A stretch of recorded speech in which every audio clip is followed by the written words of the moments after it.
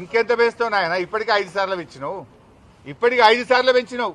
ఏదో ఒక ముసుగు, రౌండ్ ఫిగర్ అని ఒకసారి, టోల్ గేట్ అని ఒకసారి, పండుగలని ఒకసారి, బస్ పాస్లని ఒకసారి, సిటీ బస్సులని ఒకసారి, ఎలక్ట్రిక్ బస్సులని సర్ఛార్జ్ అని ఒకసారి. ఎన్నిసార్లు వేస్తావు?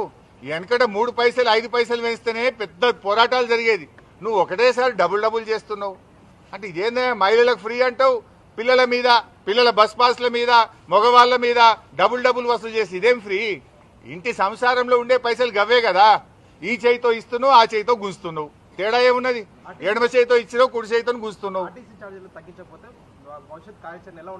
ఆర్టీసీ ఛార్జీలు తగ్గేదాకా ప్రజల పక్షాన బీఆర్ఎస్ పోరాడుతూనే ఉంటది. వివిధ రూపాల్లో నిరసన కార్యక్రమాలు రూపొందిస్తాం. ఈ రోజు ఆర్టీసీ బస్ ఎక్కే, ఆర్టీసీలో ప్రయాణించే ప్రయాణికుల మనోభావాలు కనుక్కుంటాం. ఆర్టీసీ ఎండీని కలిసి తగ్గించమని ప్రజాస్వామ్యయుతంగా కోరుతాం. ప్రభుత్వం దిగి రాకపోతే ప్రజా ఉద్యమాలను మరింత బలోపేతం చేస్తాం, ఉధృతం చేస్తాం.